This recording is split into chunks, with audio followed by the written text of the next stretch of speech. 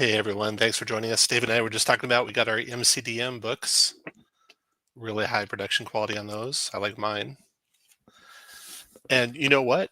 In the starter adventure, David, they use a lot of new monsters. So you have all the monster book monsters, and you starter adventure, you get a whole bunch more monsters. We played some oozes in the starter adventure, and those things got scary fast because they split. And Ooh. the action economy there went against the players pretty quick. All right, so we're going to talk about Gamehole Con. We're going to talk about the CROWS playtest that you played in. It was you, Sean. Who else was at your table? It was me, Sean Merwin, Sean's wife, Beth, and a couple other folks that are, not names that anybody would probably recognize. All right. Well, if you're watching online, throw any questions you have in the chat. We'll try to answer them. But we also have any questions you have about Gamehole Con, you can ask that of David. But I want to jump right into CROWS. Just a quick background. I got a copy, in fact, we all kind of did, of the D6 version of the CROWS playtest. Matthew Colville dropped this in Blue Sky, I think it was. And an interesting, completely different mechanic, although some of the stuff was similar in how it played, I'm sure. And I did a whole video on that, but it looks like they graduated to a 2D10 version of the game, which David got to play. I'm going to share that now. And you want to kind of just run us through the rules, or where do you want to start, David? Well, let's start with the idea. Okay. The concept is it's a rules light dungeon survival type game that's in the same sort of space as Shadow Dark or original D&D, where instead of playing the super heroic characters that you might play in Draw Steel or at mid to high levels of D&D, you're playing characters who are really scratching out as best they can to survive in a hostile place. And the idea of CROWS is that the game takes place after a magical cataclysm, and there's people sort of coming up from the ruins, and to scratch out the best existence, you're a crow or a scavenger going into these dungeons and trying to retrieve as much treasure and magic as you possibly can to help you prosper and your settlement that you come from prosper. Is CROWS an acronym for something? It's not. It's just the idea That's of what the people are crows called. picking over the bones or the remains of the past civilization that's now been sort of corrupted by magic gone bad.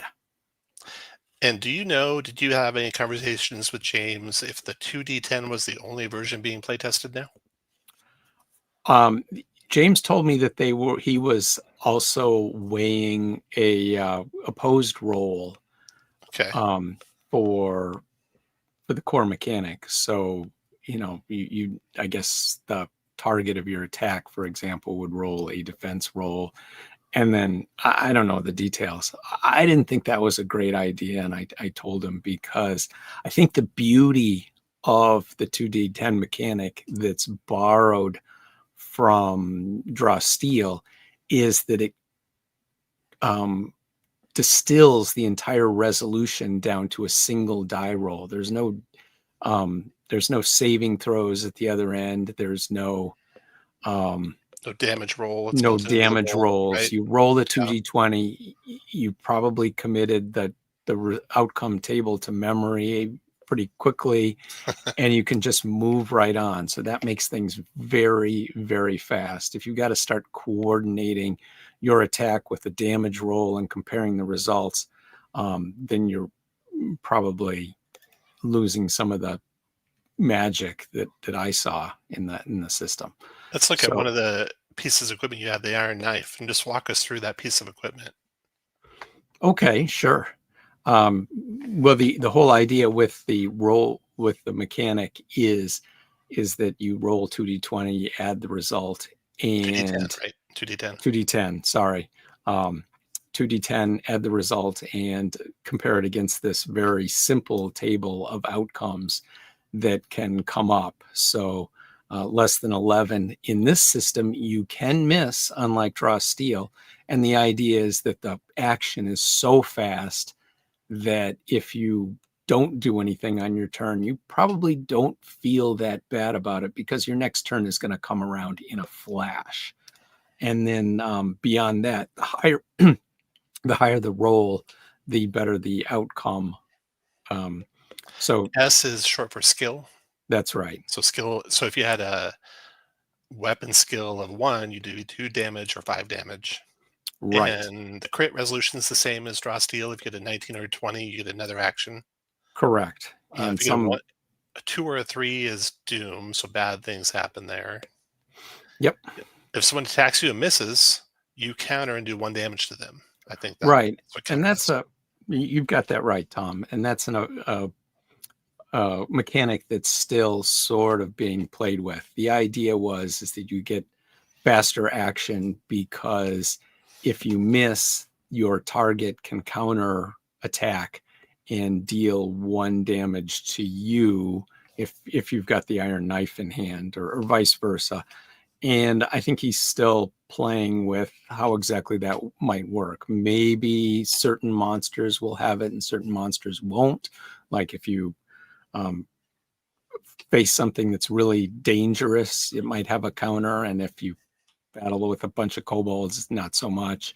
Or, maybe certain classes or skills might have counters. But for now, everything had a counter. So if somebody missed you or you missed a creature, they could strike back and deal a certain lesser amount of damage and reduce your stamina with that counterattack. All right. What do you want to look at next on this sheet? I'll zoom it back out for us here.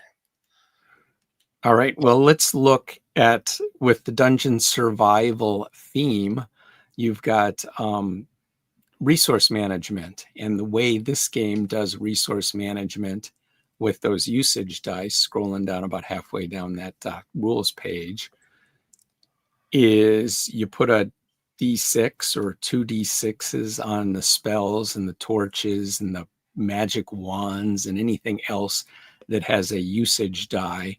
And then when you use it, or when a dungeon turn expires, we'll talk about a dungeon turn in just a minute. When a dungeon turn, or when you use this item, you roll the dice, and on a 1 or 2, you lose the dice. And if you're out of dice, the item is no longer working. So, for example, if you run out of usage dice on your spell, you can't cast a spell anymore. If it's on the torch, you can't use the torch goes out. If you do it on a magic wand, the magic wand expires, all that stuff. And the idea is to give you a certain level of resource management without forcing anybody to track anything other than those dice that you put there on your character sheet. How with all many your other dice equipment. were on the torch? 1 or Everything that I saw had 1 die, 1? Okay. except for the lantern. The lantern, you got 2 dice. So Okay. that lasted a little longer, because when 1 die expired, you still had the second one to keep rolling. Did you until roll it the went 2 out. lantern dice at the same time, or just 1 until it was gone? I can't remember. Okay. So could be So either. it's interesting with the torch having a 2 in 6 chance of failure. That means it'll average 1 hour, but you don't have to keep track of that 1 hour time. Well, the dungeon turns in this game are 20 minutes of Yep. real time. So it's analogous to the real time turns in Shadow Dark, but they're a little bit shorter. But balancing that is you don't necessarily lose your torch after that hour. Yeah. It might continue to go. I was messing with that in the system I was working on, where you roll a chance every time a certain amount of time passes by, and that way you're not tracking the hours. You just have a random chance of your item ending. So it'll be interesting to see how people like that. So let's talk about inventory slots. You think of Shadow Dark, you have 10 plus your strength. This system, it looks like you have about 14 inventory slots. And it also, I looked at the stacking on the inventories, and there's more allowance for stacking than Shadow Dark has. So you're going to have some more stuff. I really like what they did here with the backpack and trying to straw stuff out so it matters where in your backpack you put stuff. And it looks like they're also using a little bit of the crown and skull mechanic, where your wounds actually take away from your inventory carrying capability. Right. So walk us through that. Well, The idea is as you take wounds, you lose some of your ability to carry more and more stuff. Wounds are, this game has a sort of separation between stamina and wounds. You have more stamina, and those are the first things to go when you get hurt. After you run out of stamina, you start taking wounds, and as you take wounds, the amount of gear that you can carry in your carrying slots lessons. Some people were joking about how it kind of feels like Sonic, where you get hit by something and all your coins fly in different directions. But if the game comes out with a mechanic like this, it'll certainly be taking effect after the fight, so that your Gotcha. carrying capacity. And that does a couple of things. It kind of steers into the dungeon survival theme, where your capacity to carry out as much loot as you possibly can and the resource management aspect are important. It also stimulates a little bit of degrading capabilities as you get hurt, without putting somebody into a death spiral where, like perhaps if you became exhausted and all your rolls were at a lessened chance of succeeding progressively, so that so you start losing, and then you keep losing more and more and more until you can't really recover very quickly. So if we look at the inventory on the right there, you got all that summarized. And like you were talking about in the damage area here, when your stamina goes to 0, start taking wounds. You can basically take 10 wounds before you're going to die. When all your backpack slots are full of wounds, you're dead.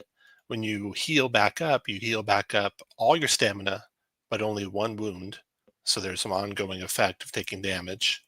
And if we look at the sheet here, it's a sample of how this is all sorted out. So it looks like probably a couple of hand slots, a couple belt slots, and then 10 backpack slots. And it looks like you had taken 4 wounds at this time, so you're down to only 6 backpack slots. Right.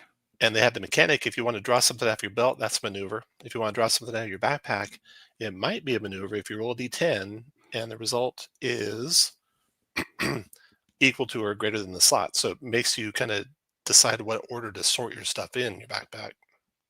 It's an I thought interesting the mechanic. cards for the slots, obviously in a published game, the cards would be more appealing, but I thought the cards for the slots, laying out your carrying capacity and making things important where they are, I thought that was really clever. And Pretty interesting, yeah.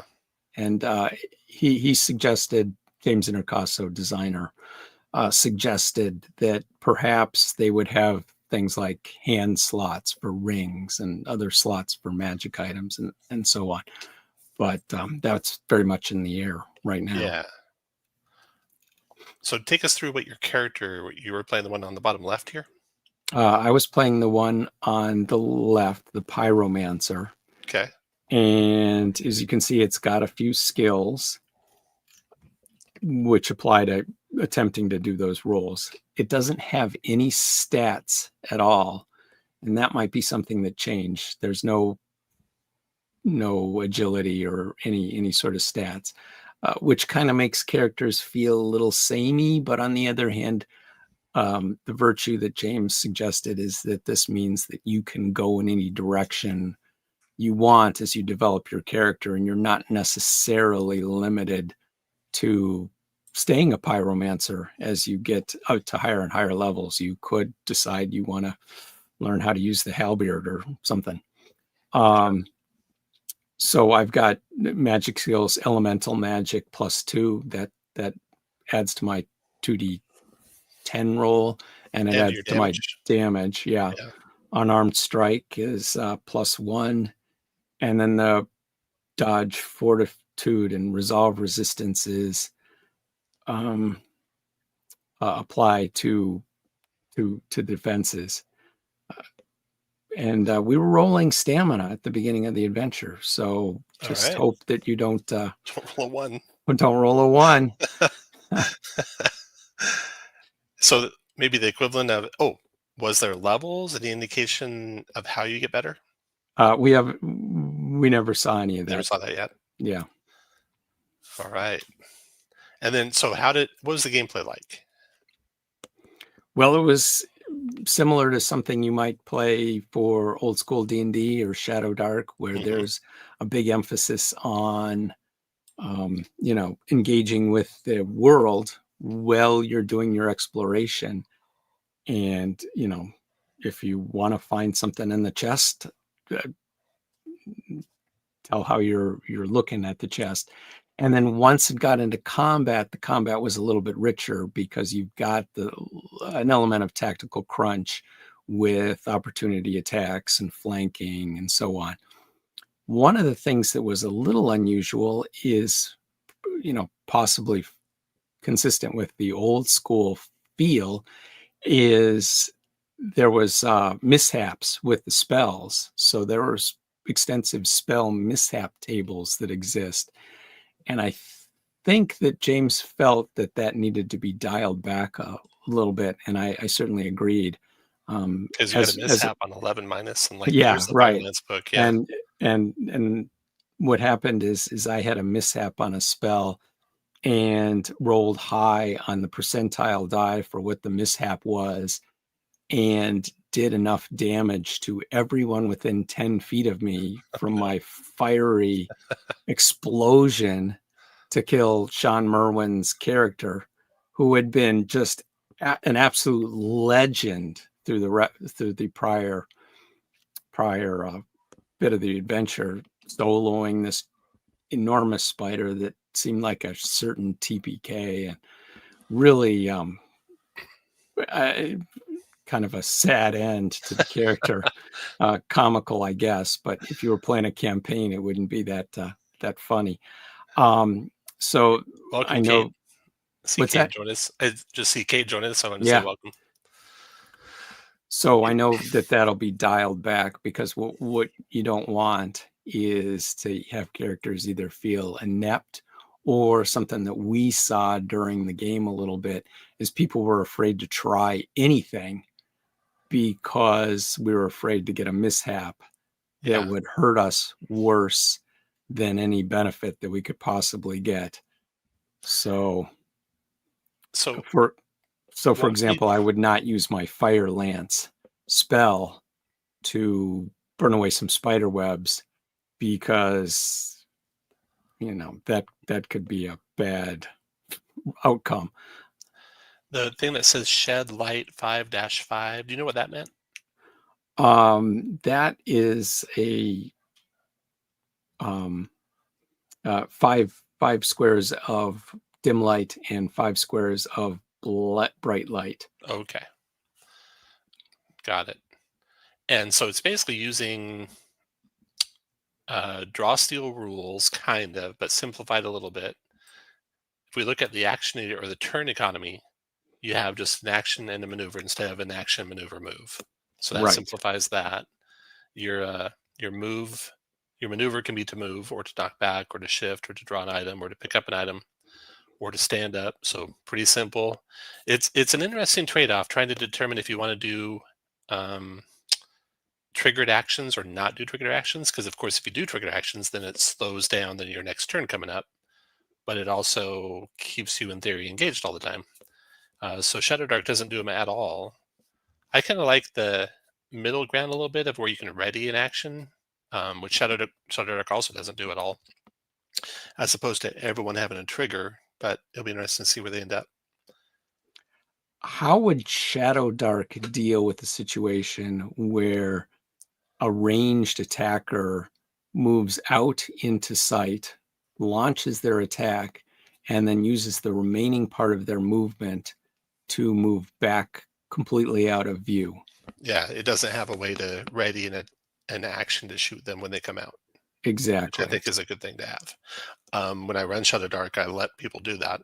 So it's easy enough to just say that, yeah, you can ready an action. Yeah. But yeah, you have your different unarmed attack, you got your aid, you got your knockback, and knockback in a game like Draw Steel's pretty potent. You always are pushing someone something, but they have stability, which is the way they resist it.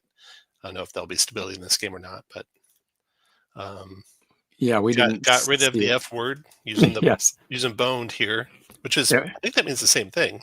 Correct it me if I'm means the wrong, same thing. It's the but family evidently it's allowed. friendly bird version of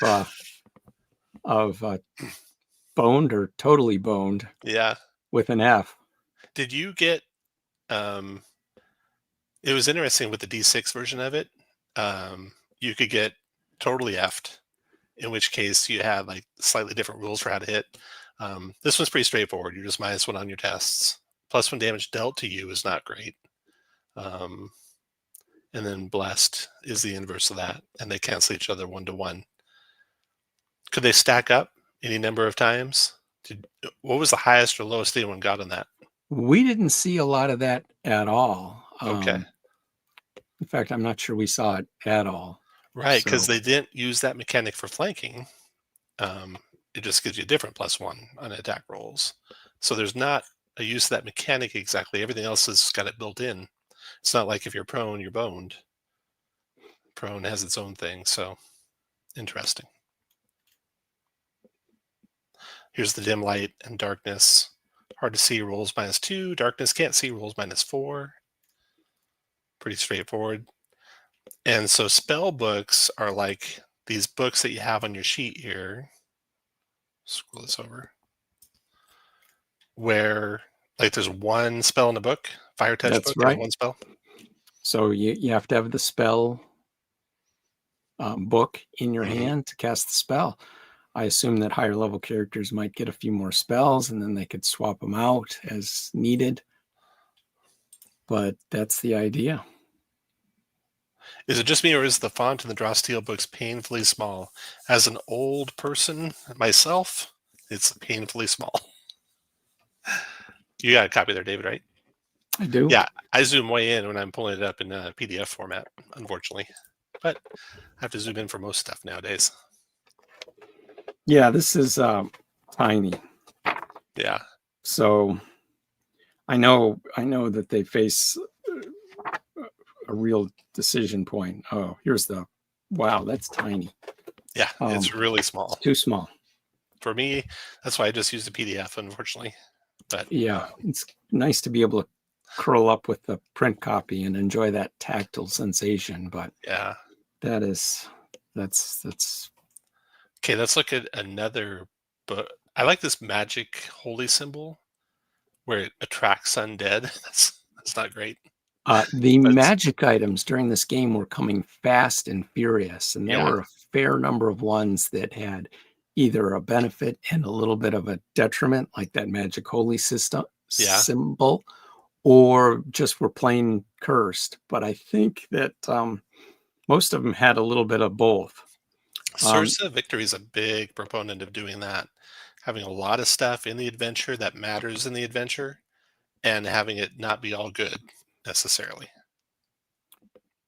Right, and the ring of protection shows how armor works. It's a absorption armor system where uh, the amount of points of armor lessens the damage you take from a attack. Down to I think a minimum of 1. It said somewhere. Makes sense. Yeah. So here's a fire breath potion. Maneuver, consume to gain the following action until the end of the dungeon turn. Breathe fire in adjacent cube 3. I'm liking that they're using, again, the draw steel area effects. Very simplified, very easy to adjudicate on a grid. It's just going to be cube X within X squares and just super easy, or adjacent in this case for like a blast type action like a fire breath. And then here's an example of someone making a save, the inverse of the attack roll. Did you ever have to make any of those, David? I think so. I don't So you can remember. take 10 fire at 11 or less, 5 fire at 12 to 16, and no effect above that. 10 fire, oh my God. With your 4 stamina and your 10 wounds, that'd eat through that pretty quick. And that you consume it as a maneuver and you gain the following action. So you can do that action over and over and over. So that's a pretty potent magic item. They're more lenient in carrying capacity, like I said, like in Shadowdark, 100 coins take a slot. In this game, 500 coins takes a slot. And a lot of things can stack. Ration stack 6 versus Shadowdark ration stack 3. This, I think, was the egg of a slod or something like that. That We poor did not soul. encounter that in our Did you encounter adventure. that one? Yep. No. I pulled this from, I forget whose account posted this, but unfortunately they had, here's Boom Wand. Fire explodes and a 5 cube within 20. So there's like a fireball basically. A 5 cube is 25 feet by 25 feet. So a 12 and a half radius fireball and doing a lot of damage within that area. The melt book's the same. The fire touch book's the same. This person was a pyromancer as well. Same as you. They rolled pretty bad for the stamina. Rolled a 2. Yeah, the wands that we got had usage dice. So every time you used them, you had to roll to see if you kept it. Got it. Yeah, it looks like it'd be fast-paced and fun to play for sure. So talk us through a dungeon turn, 20-minute dungeon turn. What's that mean exactly? It's like you're all moving together, or you take Well, turns? that's just real time exploration description of we're going to check the door. We're going to open the door. We're going to go look down that pit. Can we check for traps on that chest? And all that sort of discussion. If you were having in-character conversations, the timer on the dungeon turn paused. And if combat started up, the timer on the dungeon turn paused. But otherwise, it was just you had 20 minutes to conduct your exploration in real time before you had a chance of losing your torches or getting a wandering monster. There were obviously wandering monsters is a important factor in a dungeon survival game to give you that time pressure and that constant menace.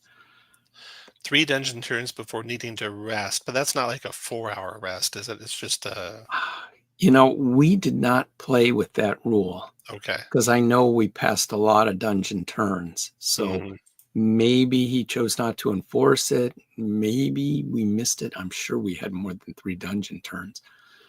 We did take a rest at one point, but that was because our stamina and so on were getting very low. Oh, the counter on a miss does the damage noted or double if they rolled a doom, a 2 or a 3, which is extremely low odds on 2d10. To roll a 2 or a 3 is like 3% of the time. Same as the inverse. To roll a 19 or a 20 is like 3% of the time. So extremely low. It's not like rolling a 1 on d20. It's actually about almost half the odds of that. Oh, okay. Yeah, There was really at least one character who had an extended chance of rolling a crit. That was Sean Soldier getting the 2 crits in a row. So Sean usually has horrible luck with rolling, and the one time he rolls good, you kill his character. Yeah. Yeah. Yeah. Guilty as charged. All right. This character that we're looking at, this apprentice mage, you have it sitting here. Did you get to play this one, or what was that? That was just an extra that nobody chose to play. Okay. And it had 2d6 stamina. Interesting. And a lot more spell capability, but no weapon skills. Yeah, that seems like a little bit better character, actually. Yeah, it does a little bit. But how would you know just sitting down to play it for the first time ever? Right. Yeah. Setting things on fire seemed good, so I picked that. Yeah. So damage reduces stamina when stamina is 0. You start taking wounds. Wounds remove backpack slots. When they're all gone, you're dead. AP reduces incoming untyped damage. Armor protection, maybe That's right. That's armor protection. AR bonus and MR bonus is what is AR? Could be a Maybe change it's AP. in terminology. I Might have think been it's AP meant bonus to be AP bonus. and magic protection bonus, I bet. I think so, yeah. Yeah. So there's probably the 2 types of things you can reduce. Well, cool. Pretty straightforward. So how was used up all his luck? Yep. How was Gamehole Con the rest of the time you were there? What had did you do? Fantastic time at the con. It's a good balance between the size of convention and the amount of activities that you can choose from. And this focuses mostly on role-playing games. There's a little bit of Magic the Gathering play, a little bit of miniatures play, but it's almost all role-playing games. So it's big enough to have a big exposition hall. Gamehole Con has always been very strong at attracting guests from the hobby, with either, TSR staffers that you knew from back in the day, to people working on the latest games like James Intercasso or so on. I spotted people playing at tables with Chris Perkins, with Jeremy Crawford, with Zeb Cook, with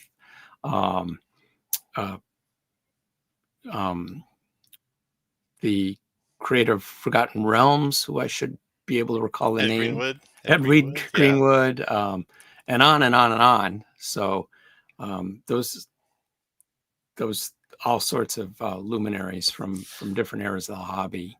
Did you do get to show play up in at the Gamehole Eastern Con. Marches organized play? I did play in the Eastern Marches Yeah. organized How was play. It was perfectly solid organized play game. I thought it resembled something that you might play for an Adventurers League, and it was enjoyable. But Interesting thing with that one is they allow other systems, I think, right? right, Like I they think the allow Tales of the idea Valiant.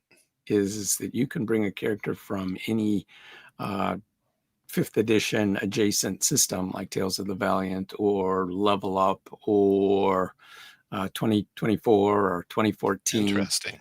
I didn't see any characters that weren't identifiably 5th edition characters at the table. We played with 2024 rules, but apparently you can bring whatever you want, and then hopefully your DM will not have too much trouble sorting it all out.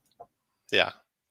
What level was it? Were you first level or higher? It was first level, and some folks had pre-gens. I just first level is always super easy. That's when you get up to the high tier 3 and tier 4 that it really gets crazy, and then you have people showing up with stuff you've never seen before. You just like, okay, I guess that's how it works. yeah. As a DM, you have no idea.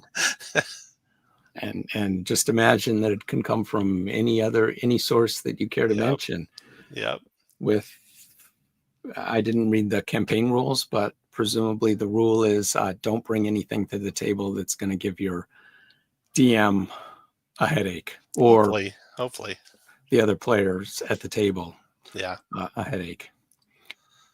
And let's see, I played the Ghostfire game. That's what I played the most of, is the Ghostfire organized play campaign. I chose that because I had a great time playing an adventure by Andy Demps at Winter Fantasy that was for the sort of a prologue for the game. And I enjoy the Grim Hollow setting. And by picking this, I was able to get DMs that are creators for the setting, at least or closely, really passionate about the setting. So I got Joe Rasso, who's a Ghostfire employee for 2 of the games, and then somebody who was similarly passionate about the setting for the 3rd game. And that was quite fun. And during one of the games, we were supposed to find a apprentice that Joe Rasso improvs the name because he couldn't remember it. He named him Darren. 3 hours later, we find Darren apparently enchanted by some sort of spell that has kept him captive. And I got to organically ask at the table, does Darren seem bewitched? Did anyone at the table get that reference? How old were they all? People did get the reference, and no, the villain wasn't Eudora. Was that? I don't remember. Endora? I don't know. Anyway, so that gave me a kick. But all those games were good. And also played Rune Quest, a game system that I was very excited about from back in the day. And it's known for its really rich Bronze Age setting that Greg Stafford made that's at least as full as the Forgotten Realms. And it's also known for what used to be the gold standard of realistic bloody combat with people losing limbs and sucking chest wounds and all that stuff. At the time when I first encountered the system, late in the 70s, early in the 80s, I thought that was really wonderful. But now I realize that it sort of discourages you from getting into fights. And I kind of like fighting in role-playing games. It's kind of fun. So I'm not sure that that's as brilliant as the mechanics were for the time, and they're the mechanics that are in Call of Cthulhu too. They definitely suit Call of Cthulhu better than in a game where you probably want to get in a little sword play from time to time to have fun. So I worked on, when I didn't go to Gamehole Con, I worked on getting this ready, the Borderlands DM tips. So we're running Keep on the Borderlands, and I think it's a really good, well-written adventure, modernization of the original. I think there's some compromises made so it can be run in little 1-hour chunks for teaching new players and teaching new DMs. And I think a lot of that stuff if you're gonna run it long form campaign style, I'd skip, and I put in the DM tips video all the things I'd skip and have it run like a good old school extended campaign. And there's a lot of good content in that thing. We're playing that, so that's a lot of fun. Looking forward to getting back to playing that tonight. We're up to the 3rd session of it, and the characters are 3rd levels, so now they should be really starting to clean up in the Caves of Chaos. And then this weekend, we're playing the Delian Tomb. We're still in part 2 of it. That adventure is big. Wow. And yeah, we've done, 8, 9 sessions so far. Lots of content. Now, I'm finding that draw steel combats go a long time, and I'm not sure if that's something that'll speed up any further than I've already sped it up. But each combat's like a little bit over an hour long, so you can't get very far with it, and that might be one drawback with the system I'm not too fond of. But there's so much going on mechanically and tactically that the players are still having a great time with it. And it doesn't quite feel like the slog that 4E could turn into, where it was a foregone conclusion you're going to win. You're just wasting your time twiddling your thumbs to win, because tension really heightens as you go turn by turn, and the monsters get more and more malice to use against you, and it can get really deadly really fast near the end. So it's still a lot of fun to play. Looking forward to that's that. good to hear. Yeah. All right. Simon said it seems a really good starting point for learning D&D. Yeah, the Borderlands, definitely. I think it's really well done. I would tweak some stuff if I was running it, for sure. Delian Tomb is supposed to take characters up to level 3 by the end. They could even maybe go to level 4. And the way they have leveling set up in Draw Steel is it takes as much encounters at first level to go to 2nd as it takes at 2nd to go to 3rd, etc. So unlike D&D, where like at first level, a couple encounters you go to 2nd, and then 2nd level, 3 or 4 more encounters you go to 3rd, it's a little bit more drawn out. But it's your characters are much more potent at first level in Draw Steel, and there's so much to learn about their capabilities. It takes that much time to learn. Basically, you have to get 16 victories to go up a level. And so that could be, if there's 16 combats, 16 hours worth of playing. So 4-hour sessions to gain a level on average. Some things you get more victories for. You get victories for skill montages and for negotiations, which go much faster. Yeah, 16 victories per level. And so I would estimate you're probably taking about 3 sessions per level, I would say. Maybe a little bit more than that to go up a level. But there's so much richness in the starting characters that no one really felt an urge. I didn't feel an urge to make sure everyone went to the 2nd level right away. Did you get play? Was there any draw steel happening there at the No, there Game wasn't Con? that Interesting. I saw. back to Draw Steel for just a second. How do you Yeah. feel about your DM skills and the load on the DM to remember and do things? I think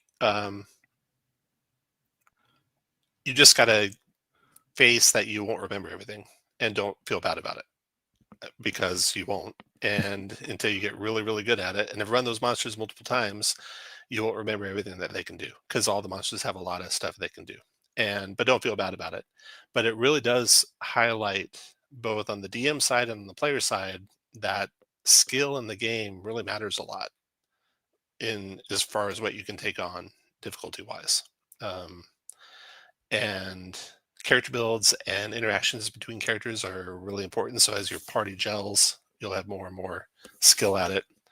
I was trying to think of, is that the malice that's slowing me down? Um, am I the slowdown? Is the DM the slowdown, or is it just everyone slower? I don't like meta currencies at all, but I've tried to make malice go as best I can, and it does do cool things. And the fact that it gets more deadly at the end, but yeah, and Kate agrees. Draw steel characters can do a lot at first level. Yeah, they absolutely can. And with every character having 3 actions, I think that slows the game down too. Because you got to think of, okay, what am I going to do with my action, my main action? What am I going to do with my maneuver? What am I going to do with my move? So, hello, how you doing? Thanks for joining us. So, you haven't got to play any more Draw Steel lately, have you, David? Got to No, get you I in a game haven't played so you can try Draw it Steel out. for a while. Yeah. But I'm eager to try it again. And we were talking about truly what the enjoyed. differences are between Draw Steel and Daggerheart. And for me, the biggest thing with Daggerheart that I think is going to be maybe hard to overcome for that system, might kind of kill the system, is just it feels very swingy for me.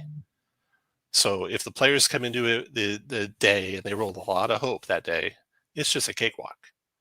And if they come into a day and they roll a lot of fear, it can quickly get very deadly and take very long to get through encounters. And there's no way as a DM to know. It's not like, oh, this is a hard encounter. It's like, hey, this is a medium encounter, and it might be a really hard encounter. It might be a really easy encounter. Who knows? We'll see what the dice say.